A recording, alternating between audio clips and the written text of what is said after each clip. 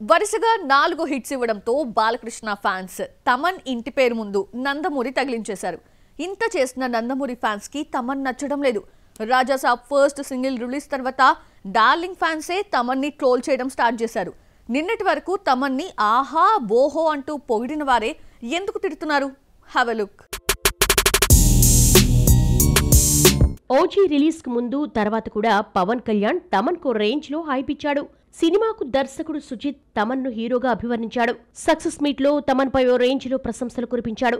ఇదంతా జరిగి 2 నెలలు కాకుండానే తీవ్ర విమర్శలు ఫేస్ చేస్తున్నాడు తమన్.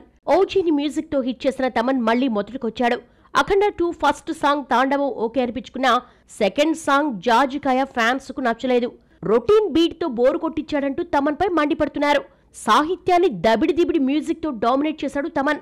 బాలయ్యకు వరుసగా 4 హిట్స్ ఇచ్చిన తమన్ జాజికాయ సాంగ్ రిలీజ్ తర్వాత అఖండ 2ని ఏం చేస్తాడా అన్న భయం మొదలైంది.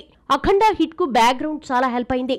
స్పీకర్ బాక్సులు బద్దలు కొట్టిన తమన్ అఖండ 2 దగ్గరకు వచ్చేసరికి జాజికాయ సాంగ్ తో ఇంప్రెస్ చేయలేకపోయాడు. తమన్ పై ట్రోలింగ్ కి ఒక రకంగా రెహమాన్, బీమ్స్ కూడా కారణం. రామ్ చరణ్ పెద్దిలోని చికిరి సాంగ్ తో రెహమాన్ 100 మిలియన్ వ్యూస్ కొల్లగొట్టాడు. మరోవైపు మనశంకర వరప్రసాద్ కి భీమ్స్ ఇచ్చిన మీసాల పిల్ల మెలోడీ చార్ట్ బస్టర్ గా నిలిచింది. తమన్ నుంచి ఏ సాంగ్ వచ్చినా చికిరి మీసాల పిల్లతో పోల్చుకోవడంతో ఆడియన్స్ సాటిస్ఫై కాలేకపోతున్నారు. చికిరి మీసాల పిల్లను మించిన ట్యూన్స్ తమన్ ఇస్తాడని బాలయ్య డార్లింగ్ ఫ్యాన్స్ వెయిట్ చేశారు. అయితే యావరేజ్ ట్యూన్ కూడా ఇవ్వలేకపోయాడు.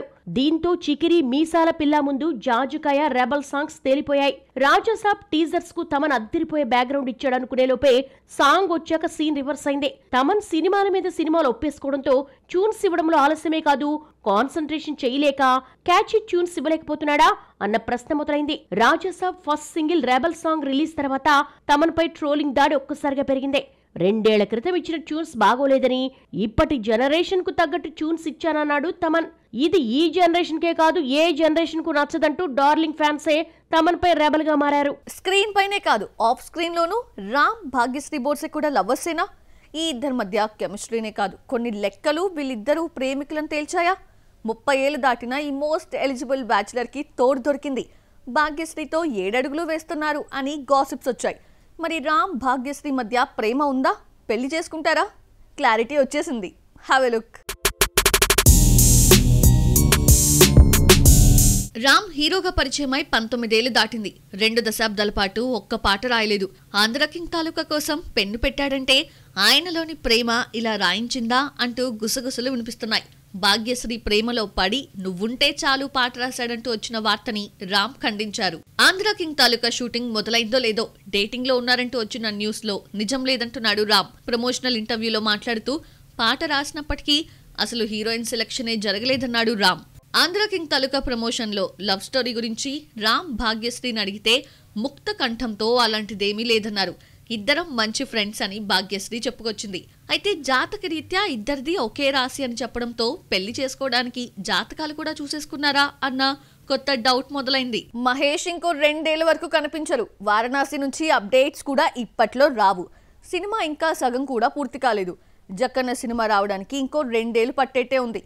మహేష్ కనిపించడన్న లోటుని రిలీజెస్ తీరుస్తున్నాయి. నవంబర్ 29న రానున్న మహేష్ మూవీ ఏంటో చూద్దామా? ఇంకో 2 ఏళ్ల పాటు మహేష్ ఫ్యాన్స్ కు రిలీజెసే దిక్కుగా మారింది. ఆల్రెడీ రిలీజ్ చేసిన మహేష్ సినిమాలనే 1కి 4 సార్లు మళ్లీ విడుదల చేయాల్సొచ్చింది. పోకిరి తర్వాత మహేష్ బాబు, పూరి జగన్నాథ్ కాంబోలో రూపొందిన political mafia action movie business man 2012 సంక్రాంతికి రిలీజ్ అయింది. ఈ సినిమాలో సూర్యభాయిగా మహేష్ బాబు సూపర్ పర్ఫార్మెన్స్ తో ఆకట్టుకున్నాడు. మహేష్ యాక్టింగ్ గురించి చెప్పాల్సొస్తే చాలా మంది బిజినెస్ మ్యాన్లు హీరో క్యారెక్టరైజేషన్ గురించే మాట్లాడతారు. ఆల్రెడీ చాలా సార్లు థియేటర్స్ లోకి వచ్చిన బిజినెస్ మ్యాన్ నవంబర్ 29న మరోసారి వస్తోంది.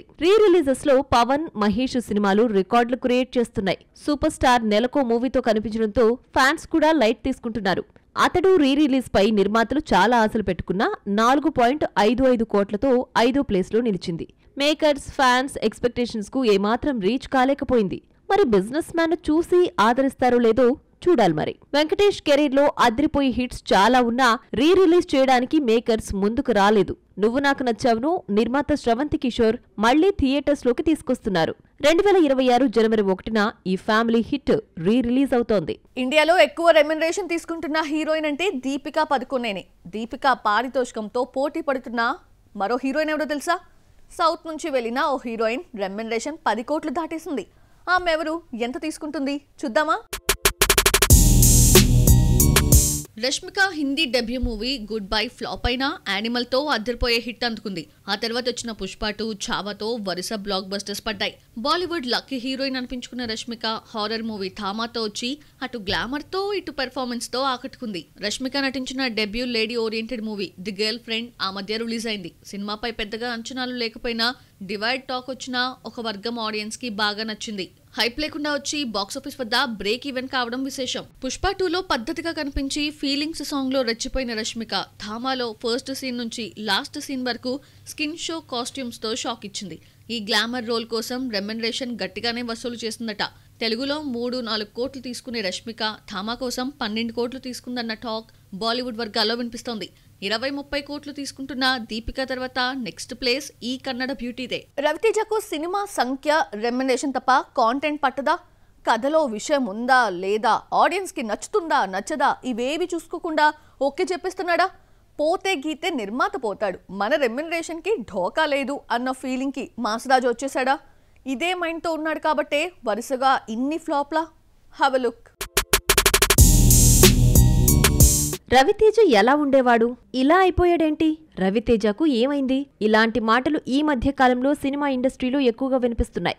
57 ఏళ్లొచ్చినా ఇప్పటికీ అదే ఎనర్జీతో కనిపిస్తున్నాడు. సరైన హిట్ ఒక్కటి లేక ఇబ్బందులు పడుతున్నాడు. క్రాక్ తో మాస్ రాజా చాలా కాలానికి ఫామ్ లోకి వచ్చాడనుకుంటే ఆ తర్వాత వరుసగా 2 ఫ్లాపులు చూడాల్సి వచ్చింది. ఫ్లాప్లు అందరికీ వస్తాయి. అయితే ఈ ఫ్లాప్ మూవీస్ అరకొర వసూళ్లు రవితేజ ఇమేజ్ ను డామేజ్ చేసింది. క్రాక్ హిట్ తో ఖిలాడి హైప్ తో రిలీజ్ అయింది. రొటీన్ ఫార్మాట్ తో బోర్ కొట్టించడంతో బాక్సాఫీస్ వద్ద 10 కోట్లు కూడా రాబట్టలేకపోయింది. ఖిలాడి తర్వాత రామారావు ఆన్ డ్యూటీ రవితేజకు మరో షాక్ ఇచ్చింది. ఖిలాడి 9 కోట్లు తీసుకొస్తే రామారావు 5 కోట్లు కూడా రాబట్టలేకపోయాడు. రవితేజ సినిమా ఫ్లాప్ అయితే 10 కోట్లు రాని పరిస్థితి. మిస్టర్ బచ్చన్, మాస్ జాతర కూడా ఇదే దారిలో నడిచాయి.